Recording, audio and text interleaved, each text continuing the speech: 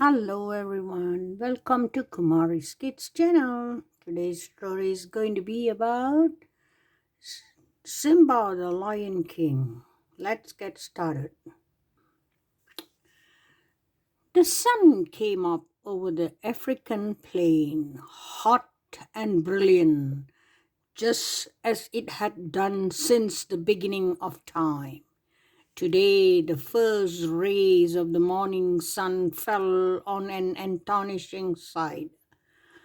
Across the vast pride lands, animals moved in great herds, heading for a single destination. Elephants plodded steadily, antelope leaped through the grass, giraffes loped, cheetahs raced, ants marched in a single line, while huge flocks of flamingos winged across the sky. They were all journeying to Pride Rock to celebrate the birth of King Mufasa's son. Above the gathering on the top of Pride Rock, Rafiki the wise, old mystic, approached King Mufasa and Queen Sarabi. He cracked open a gourd, dipped his finger in the liquid, and made a special mark on the infant's forehead. Then he carried the cup to the edge of the rock and held it high. A loud cheer rose from the plain. Elephants trumpeted, monkeys screeched, zebras, rhinos, and a host of other animals stamped their hooves.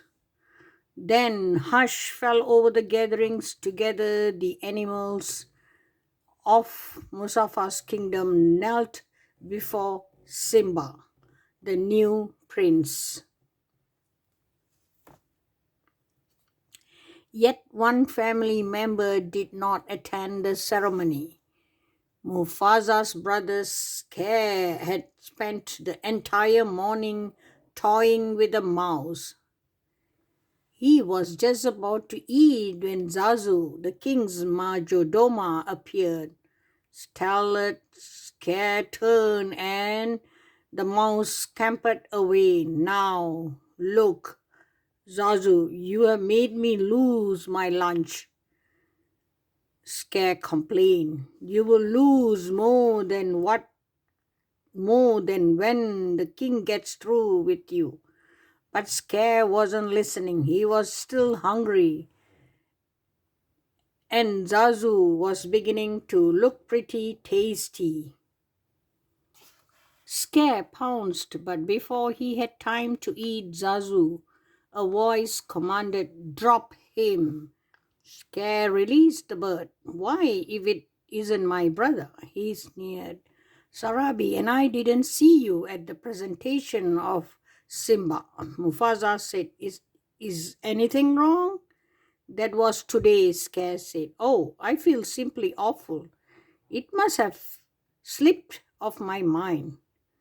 "Well, as slippery as your mind is, you are the king's brother," Zazu reminded him. Zazu also reminded Scare that he should have been the first in the line to congratulate his brother. "I was first in line until the little hairball was born," retorted Scare. "That hairball is my son," Mufasa reminded him, "and your future king." "I shall practice my crusty," Scare said. Then he turned his back on them and walked away. The days passed and Simba grew from an infant into a cub. One morning before dawn, Mufasa led Simba to the top of Fried Rock. As the sun edged over the horizon, Mufasa said, "Simba, look, everything the light touches in our kingdom. A king's time as ruler rises and falls like the sun." Yeah.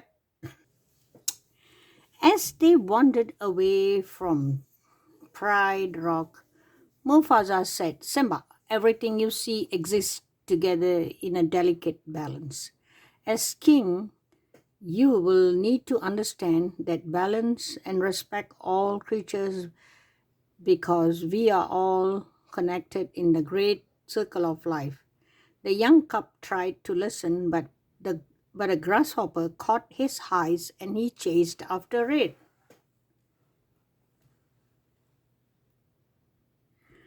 Just then, Zazu arrived with morning report. Sir, he addressed, Mufasa, hyenas have crossed into the Pride lands. Quickly, the king ordered his majordoma to take Simba home. Oh, Dad, can't I come? Simba whined. No, son, his father replied, and he took off after the dark shapes in the distance.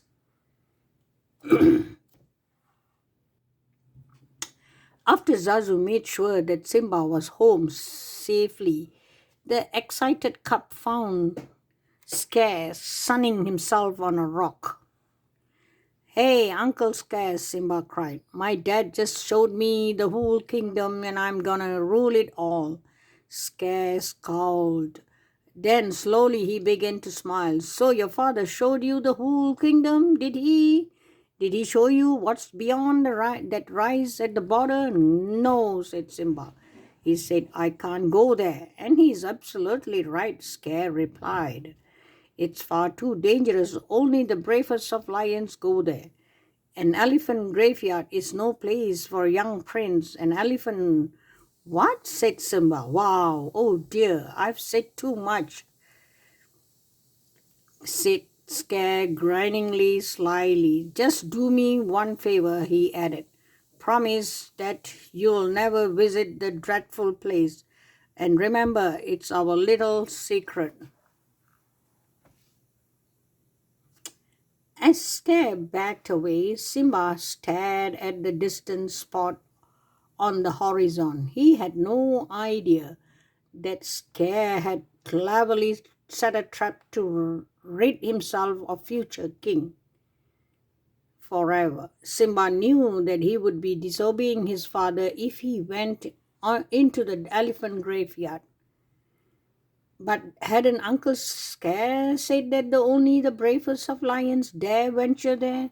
Wouldn't Dad be proud of such a brave cub? Thought Simba. Soon after Simba went in search of his best friend Nala, he was happy to find Nala with her mother Sarafina and Queen Sarabi. Mum, he said to Sarabi, I just heard about this great place. Can Nala and I go? Where is this place, Simba? His mother asked. Oh, near the water hole, the cub fibbed. Uncle Scare had said it was a secret. All right, said Sarabi, as long as Zazu goes with you. Not Zazu, thought Simba. He'll spoil everything.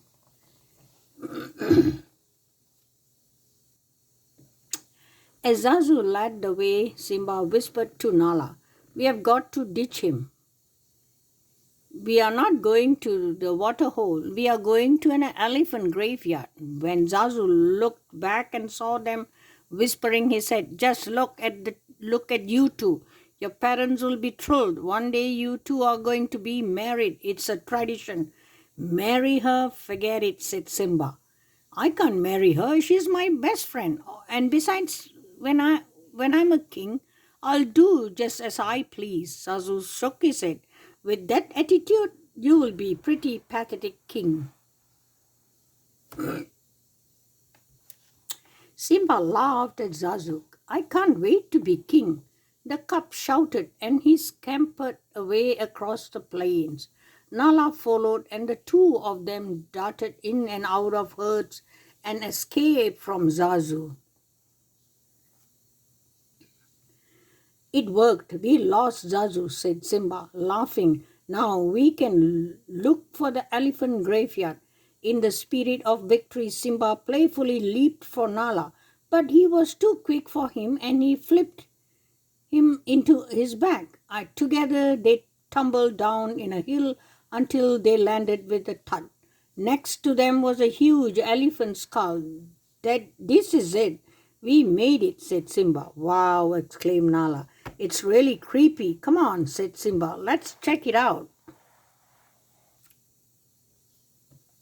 Before they could climb into the skull, Zazu caught up with them. We are way beyond the boundary of the Pride Lands, he said. All right, now we are all in a very real danger. I laugh in the face of danger, said the brave lion cub. Ha ha ha, replied the elephant skull. Then out of the skull's cavernous eye holes popped three slobbering hyenas. Well, well, Bronzai, what have we got here? Said one hyena. I don't know, Zenzi, answered another. What do you think? Eat, the third hyena just licked his lips and laughed. Baring their fangs in wide grins, the hyenas crept toward the trespassers. They grabbed Zazu first. Why don't you pick on somebody your own size? Simba shouted. The hyenas dropped Zazu and raced after the cubs. When Zenzi threatened Nala, Simba swift his claws across hyena's nose. The hyenas raced after the cubs, who found themselves trapped inside the bones of an elephant's rib cage. Then the angry hyenas advanced towards Simba, their sharp teeth gleaming. A giant paw suddenly struck Zenzi, sending her and the other hyenas into a pile of bones. Not far from where Simba waited, a herd of wild bees gazed. Not far from the herd, the three hyenas waited too.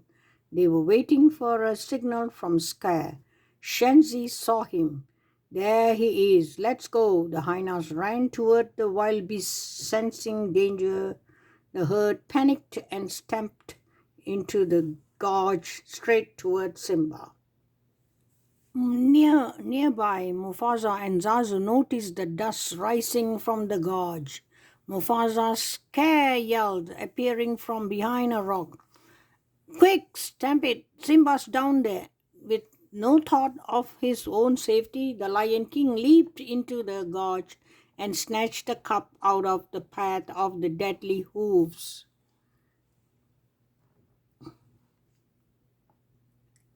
Mufasa jumped onto a rocky ledge and set Simba down. Suddenly, Mufasa felt the rocky wall crumble beneath his hind paws. He fell back into the herd, badly hurt. He tried to climb another cliff. Looking up, he saw Scare. Brother, help me, Mufasa pleaded. Scare leaned toward Mufasa and pulled him close. Long live the king, he whispered, and let go. Mufasa lost his grip and disappeared beneath the mass of moving animals.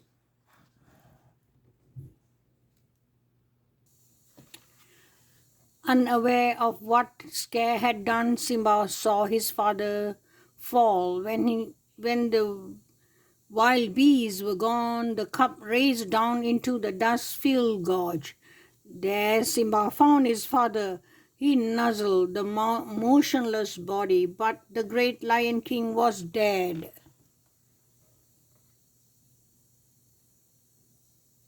Scare appeared beside Simba. What have you done? He said. He tried to save me, the cub answered. If it weren't for you, your father would still be alive. Scare snarled. Run away, Simba, run away and never return. Confused and heartbroken, Simba began to run. He did not see the hyenas join Scare or hear his uncle give the order to kill him.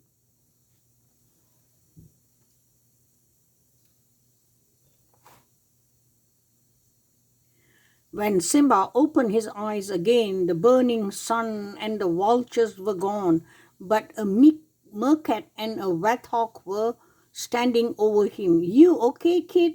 Said the meerkat. You nearly died, said the warthog. We saved you. Thank you for your help, Simba replied. He stood on a wobbly legs and started to leave. The mercat called after the shaky cub. Where are you from? It doesn't matter, Simba said quietly. Then he admitted, I did something terrible, but I don't want to talk about it. Then you are an outcast, cried the mercat. So are we? My name's Timon, and this is Pumbaa. Take my advice, kid. You gotta put your past behind you and no past for no future, no worries. Hakuna Matata. With nowhere else to go, Simba followed Timon and Pumbaa to their jungle home. As Timon handed Simba some wriggling bugs to eat, the mercat repeated, This is the great life. No rules, no responsibility, and best of all, no worry. Time passed in the carefree company of his new friends. Simba grew into a young lion. One night, while the three of them were gazing at the stars, Simba said, Someone once told me that the great king of the past are up there, watching over us. Pumbaa and Timon laughed. Who'd have told you a crazy thing like that? Said Timon. Simba, thinking of his father, was silent. The next day, said Simba, was wandering through the jungle. He heard his friend shout for help. Simba hurried toward the sound. Pumbaa was caught beneath the trunk of a fallen tree, and Timon was trying to protect him from a hungry young lioness. As she leaped, Simba threw himself forward and knocked the lioness aside. For a moment they tussled. Then the lioness pinned him to the ground and stared down at him. Simba, she said hesitantly. Nala, he replied. As the lions hugged, Timon cried, What's going on here? Simba laughed and introduced Nala to his friends. She smiled politely, but she could not stop staring at Simba. Finally, she said, Everyone thinks you are dead. They do? Simba said. Yes, Cat told us about the stampede. What else did he tell you? Simba asked cautiously. What else matters? Nala exclaimed. You are alive, and that means you are the king. King? Cried Timon and Pumbaa surprise.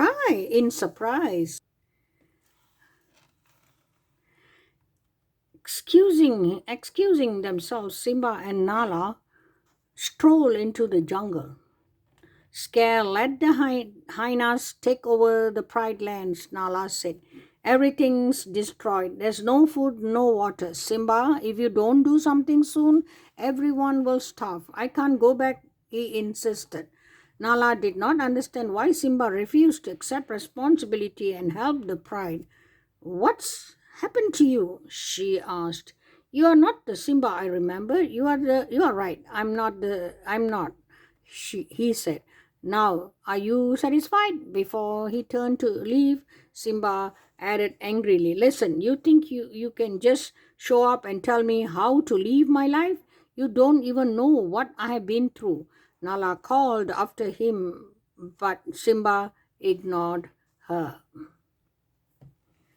That night, while the others slept, Simba sat on a rock and gazed up at the twinkling sky. I don't care what anybody says, he said aloud. I won't go back. What would it prove anyway? It won't change anything. You can't change the past. Then Simba heard a strange sound. Somewhere in the jungle, someone was chanting in a sing-song voice. As if from nowhere, the bent figure of an old baboon appeared. Who are you? Simba asked, slightly annoyed. The question is, who are you? Said the baboon. Simba thought for a moment, then sighed. The old baboon said, I know your father. My father is dead, Simba replied. Nope, said the baboon. He's alive. I'll show him to you. Just follow old Rafiki. He knows the way. The old baboon led Simba to a clear, smooth pool. Look down there, Rafiki advised. In the pool, Simba saw only his reflection. Look harder, the baboon insisted. A breeze rippled the water. When the pool became still, Simba stared at the face of his father. You see, Rafiki said, he lives in you. Simba heard a voice call his name and he looked up and saw the image of his father in the stars. Look inside yourself, Simba, said his father's image. You are more than what you have become. You must take your place in the circle of life. Remember who you are. You are my son and the one true king. Remember, the vision faded. Simba remained alone, thinking.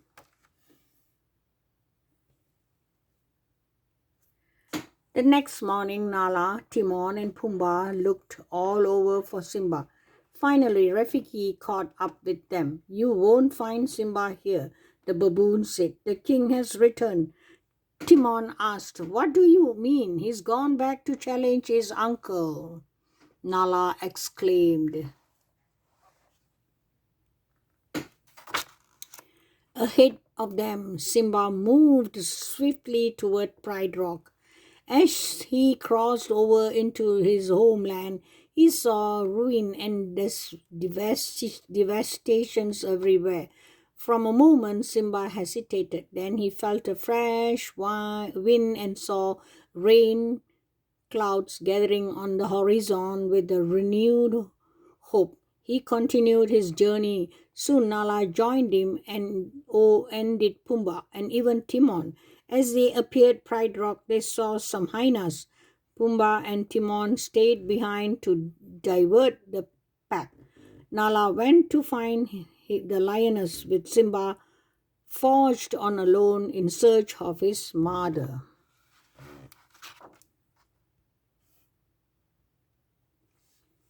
Meanwhile, a Pride Rock scare Regine without shame. Where's your hunting party? He shrieked at Sarabi.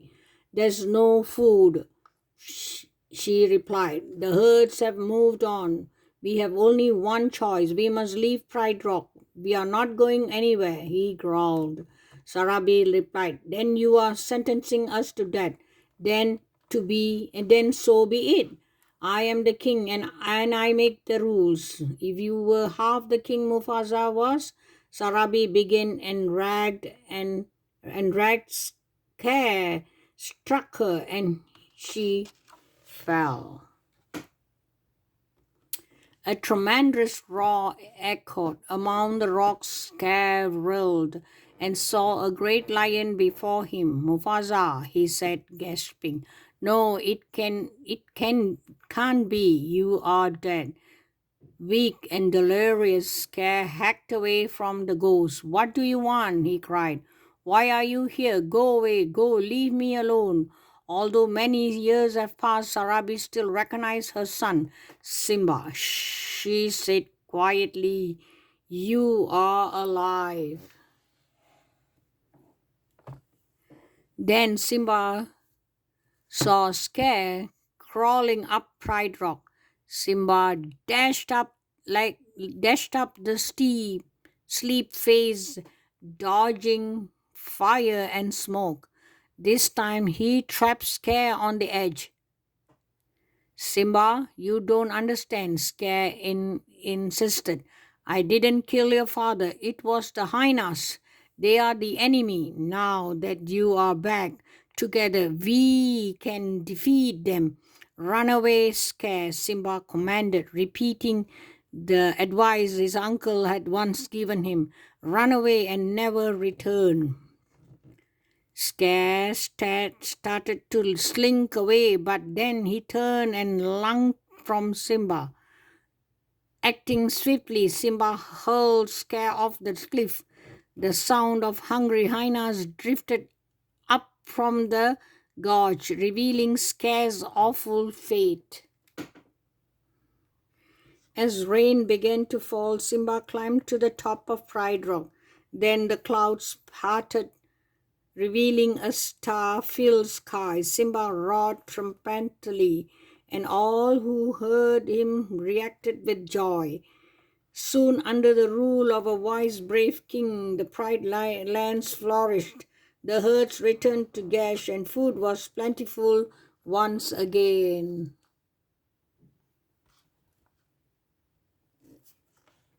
Soon the animals gathered once more to celebrate the birth of Lion King's son.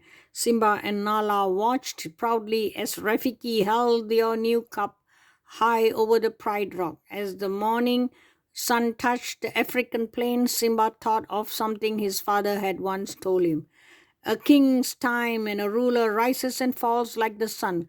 One day the sun will set on my time and rise with you as the new king. Someday Simba would pass on these same words on his own son, continuing the unbroken circle of life. Okay, thank you for watching. This is the end of Lion King story. I will see you guys in the next storytelling.